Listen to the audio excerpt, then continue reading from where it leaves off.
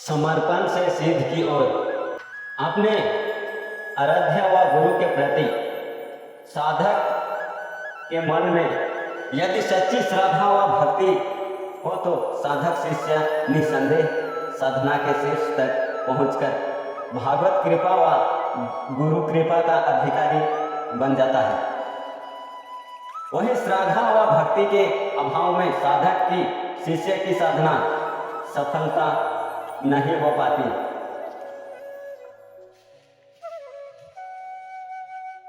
भगवान की नजर में, गुरु की नजर में सभी साधक शिष्य भक्त समान ही होते हैं, पर अपनी सच्ची साधना भक्ति व निश्चल प्रेम के कारण कोई साधक या शिष्य अपने आराध्या व गुरु की कृपा का विशेष पात्र बन जाता है।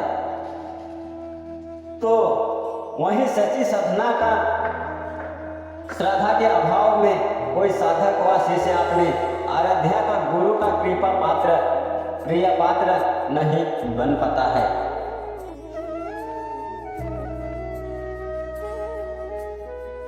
अपनी कमियों को दूर कर अपने आराध्य व गुरु का प्रिय पात्र कृपा पात्र निसंदेह कोई भी साधक कोई भी शिष्य अवश्य ही बन सकता है। पर समस्या तब खड़ी हो जाती है जब हम अपनी कमियों को दूर करने के बजाय साधना में सफल हो रहे हैं, अपने गुरु के प्रिय पात्र बन रहे हैं, अन्य साधकों शिष्यों व भक्तों में ईर्ष्या करने लगते हैं। उनसे प्रेरणा पाने के बजाय हम उनसे ईर्ष्या करने लगते हैं। इसमें हमारी साधना तो बाधित होती है। हम अपने आराध्या अपने गुरु के साथ साथ अपनी नजरों से भी गिरने लगते हैं। महान गुरु से जुड़े होने के बावजूद हम साधना में अपेक्षित सफलता प्राप्त नहीं कर पाते हैं और उल्टे अपने आराध्य अपने गुरु पर ही पछतावी होने की शंका आशंका कुशंका आदि के शिकार होते हैं और पाप के भागी बनते हैं। इस संबंध में हमें ऐसा कई दृष्टांत पढ़ने व सुनने को मिलते हैं। एक ऐसा ही दृष्टांत आचार्य शंकर के शिष्यों से जुड़ा हुआ है। आचार्य शंकर के कई शिष्य उनके साथ ही रहते थे। आचार्य शंकर उन शिष्यों व साधकों को निरंतर भोग साधना उपदेश दिया करते थे। आचार्य शंकर अपने द्वारा रचित ग्रंथों व भाष्यों को अपने शिष्यों को पढ़ाते थे और उन्हें साधना करने को प्रेरित करते थे, जिससे कि वे शास्त्रों में वर्णित साधना से होने वाले लाभ को स्वयं के जीवन में अनुभव कर सके। भाष्य पाठ शास्त्र मीमांसा और योग साधना के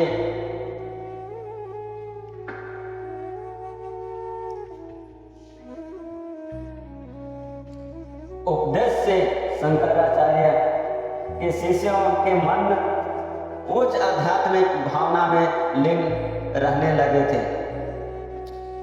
उन सभी शिष्यों में संदन, ये जगह भी गलत हुआ,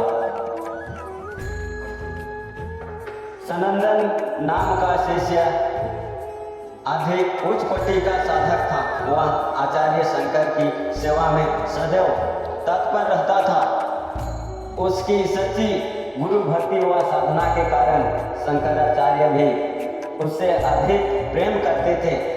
फल स्वरूप अन्य शिष्य आनंद से ईर्ष्या करने लगे और हमेशा सनंदन को शंकराचार्य की दृष्टि में नीचा दिखाने की फिराक में रहने लगे। एक दिन शंकराचार्य स्नान आदि नित्य कर्मों से निवृत्त होकर अपने शिष्यों को साधना संबंधी विशेष उपदेश दे रहे थे, जिससे कि सभी शिष्यों को आध्यात्मिक क्षेत्र में पूर्णता प्राप्त हो सके। पर कई शिष्य आचार्य शंकर के बार बार उपदेश सुनने के बाद भी ईर्ष्या द्वेष नहीं छोड़ सके थे। शंकराचार्य की सनंदन पर विशेष कृपा है, अधिक कृपा है, ऐसा सोचने से सनंदन से ईर्ष्या करने लगे थे। अंतर्यामी आचार्य शंकर ने अपने शिष्यों के मन में सनंदन के प्रति उभर रहे ईर्ष्या के भाव को भांप लिया था, इसलिए वे उनके मन को ईर्ष्या भाव निकालने की युक्ति पर विचार करने लगे। वास्तु वे शिष्यों को ब्रह्म सूत्र, द्वादश उपनिषद, भागवत गीता, विष्णु सहस्त्रनाम आदि ग्रंथों के नित्य स्वाध्याय के महत्व को बताते हुए यह समझने लगे कि धारणा, ध्यान, एकाग्रता व सच्ची लगन से साधक कुछ भी प्राप्त कर सकता है, इसमें जरा भी संदेह नहीं है। उस समय संयोग से वह सनंदन नहीं था, वह किसी आवश्यक कार्य के अलकनंदा से दूसरे तट पर गया हुआ था। अलकनंदा पर पुल बना हुआ था, पुल पर से ही दूसरे तट पर जाना होता था, क्योंकि अलकनंदा में तो हिमखंड पड़े रहते थे, जिसके अलकनंदा के तैरकर दूसरे तट पर जा पाना असंभव सा जाना पड़ता था। शंकराचार्य के शिष्य अपने गुरु के साधना संबंधी उपदेश सुन रहे थे, पर उनके मन में और भी विचार आ रहे थे। वे सोच रहे थे कि सनंदन आज गुरु सेवा छोड़कर अलकनंदा के दूसरे तट पर क्यों गया है, इसमें अवश्य ही कोई भेद है। गुरुदेव हमारे अधिक सनंदन को ही योग्य समझते हैं। गुरुदेव की जितनी कृपा दृष्टि सनंदन पर है, उतनी कृपा दृष्टि हम पर नहीं है। शंकराचार्य शिष्यों के मन में उभर रहे भावों को भली भांति जान रहे थे और विचार कर रहे थे कि सनंदन इन सबसे श्रेष्ठ हैं, ये सदान या नहीं जानते, नाहक उसे ईर्ष्या करते हैं। आचार्य शंकर ने विचार किया कि इन शिष्यों के मन में ईर्ष्या के भाव नष्ट करने ही होंगे और इस हेतु सनंदन के श्रेष्ठता की परीक्षा लेनी होगी। जब शिष्यों ने ध्यान साधना के विषय में उसने उपदेश पा लिया, तब अचानक ही शंकराचार्य ने सनंदन को पुकारा, सनंदन, सनंदन, तुम कहाँ हो, यहाँ आओ। इस पर वहाँ उपस्थित शिष्यों ने कहा, गुरुदेव, सनंदन तो अलकनंदा के दूसरे तट पर किसी कार्य से गया है, वह यहाँ नहीं है, आप हमें बताइए क्या कार्य करना है। पर शंकराचार्य ने उन शिष्यों की बात अनसुनी कर दी और फिर बाहर की ओर मुख करके सनंदन को आवाज दी, सनंदन, सनंदन, तुम कहाँ हो, तुम कहाँ हो, जहाँ भी हो आ जाओ, सनंदन जल्दी आ जाओ। ना जाने गुरु जी को क्या हो गया है। शिष्यों ने एक दूसरे की ओर देखते हुए कहा, सनंदन बहुत दूर है, गुरुजी की आवाज़ वहाँ तक नहीं पहुँच सकती। पर सनंदन में साधना और गुरु कृपा से इतनी सिद्धि और शक्ति आ गई थी, जिसके कारण अपने गुरु शंकराचार्य की इतनी दूरी की आवाज़ भी अपने गुरु की आवाज़ भी सुनने लगी थी। उसे अंत प्रेरणा हुई कि उसके गुरु उसे आवाज़ दे रहे हैं। गुरु की आवाज़ उसके कानों में गूंजने लगी, सनंदन आ जाओ, सनंदन तुम कहाँ हो, तुम आ जाओ। सनंदन ने सोचा अवश्य ही गुरु जी को कोई विशेष कार्य है, इसी कारण ये मुझे शीघ्र बुला रहे हैं। पर अलकनंदा के पुल पर से जाने तो अधिक समय लगेगा। अलकनंदा अब तैर कर भी नहीं जा सकते, क्योंकि अलकनंदा की धारा बहुत तेज है और अलकनंदा के अंदर हिमखंड पड़े हैं, जिसके कारण शरीर को ठंड और चोट भी लग सकती है। मगर इस समय यह क्या सोचना, गुरुजी ने जल्दी बुलाया है तो मुझे जल्दी ही जाना चाहिए। यह सोचते हुए सनंदन अलकनंदा के हिमखंड से भरे गहरे अथाह शीतल जल में कूद पड़ा। पास में खड़े श्रद्धालु साधक शिष्य चिल्लाए, सनंदन, नदी में हिमखंड पड़े हैं, अथाह शीतल जल है, उसके अंदर मत जाओ। पर सनंदन ने किसी की नहीं सुनी। उसने अपने गुरुजी की आवाज़ ही अपने कानों में गूंजती हुई सुनाई पड़ रही थी। सनंदन, तुम कहाँ हो, तुम कहाँ हो? सनंदन ने अपने प्राणों की परवाह किए बिना अलकनंदा की विशाल जल राशि में छलांग लगा दी। वह तैरकर आगे बढ़ने लगा। बर्फ के टुकड़े और शीतल जल उसके शरीर को सुन्न कर रहे थे, पर वह तैरता हुआ दूसरे तट पर जाने का यत्न कर रहा था। सच्ची लगन से साधना में तत्पर साधक को प्रकृति भी अपना यथा योग्य सहयोग देती है। प्रकृति भी परिस्थितिगत अनुकूलता प्रदान करती है। अचानक अलकनंदा के अंदर कमल पुष्प तैरने लगे। आनंद सनंदन ने उस पर पांव रखकर नदी पार कर ली और तेजी से भागता हुआ आकर गुरु के चरणों में गिर पड़ा। क्या आ गया है गुरुदेव? सनंदन ने शंकराचार्य के चरण छूते हुए कहा।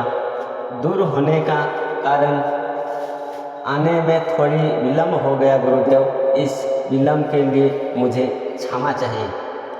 तुम ठीक समय पर आ गए सनंदन, कहते हुए शंकराचार्य ने दूसरे शिष्यों की ओर देखा। वे सभी लज्जा से गर्दन झुकाए बैठे थे। देखा तुमने? शिष्यों की ओर देखते हुए शंकराचार्य ने कहा, क्या तुम में ऐसा कार्य करने का साहस है? क्या तुम ऐसा कार्य कर सकते हो जिसमें प्राण संकट में आ जाए? गुरु निर्दिष्ट साधना में इसकी सच्ची लगन में ही उसे यह सिद्ध दिखाई दिलाई है। इतने परवाह से बहने वाली हिमखंडों से भरी शीत जल की नदी अलकनंदा को सनंदन पार करके यहाँ आ गया। सनंदन के सिर पर प्यार के हाथ फेरते हुए शंकराचार्य ने कहा, इसकी सच्ची साधना, श्रद्धा, समर्पण व लगन के कारण ही इस पर भगवती की कृपा क्षमा करे। गुरुदेव, सचमुच हम सनंदन की साधना संपन्न लगन व गुरु भक्ति की शक्ति से परिचित नहीं थे। हमें खेद है। ऐसे महान साधक, महान शिष्य और महान गुरु भक्त से हमने ईर्ष्या की। मात्र क्षमा मांगने भर से काम नहीं बनेगा। साधकों, इतनी साधना तपस्या के पश्चात भी यदि ईर्ष्या का अंकुर हृदय में पनपने लगा हो तो तपस्या साधना का सारा परिश्रम व्यर्थ चला जाएगा। सच्चा साधक भूलकर भी कभी दूसरों से ईर्ष्या द्वेष का भाव नहीं रखता। इसका जीवंत उदाहरण शिष्य सनंदन है। तुम इस सब की बुराई करते रहो, पर यह कभी भी किसी की बुराई नहीं करता। शंकराचार्य ने मुस्कुराते हुए कहा। सनंदन के सिर पर प्यार से हाथ फेरते हुए उन्होंने अपनी बात आगे बढ़ाई और कहने लगे, इसके विशेष गुण के कारण ही मैं इसका नाम पद्मपाद रखता हूँ और सभी शिष्यगण इसे पद्मपाद नाम से ही बुलाएंगे। शिष्यों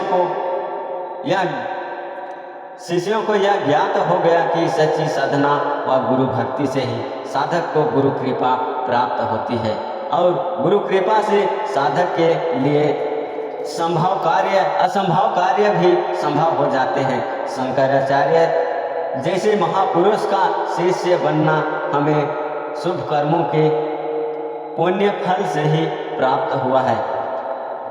पद्मपाद ने अपने गुरु की स्तुति करते हुए उनके चरण छुए और शिष्यों ने शंकराचार्य के चरण छूकर क्षमा मांगी। शंकराचार्य ने सभी के शीश पर प्यार से हाथ फेरते हुए आशीर्वाद दिया और कहा, जो मन में ईर्ष्या भावनाएं हैं उन्हें मिटा दो और पद्मपाद जैसे बनने का प्रयत्न करो, तभी तुम्हारा यह दुर्लभ मनुष्य जीवन सार्थक होगा।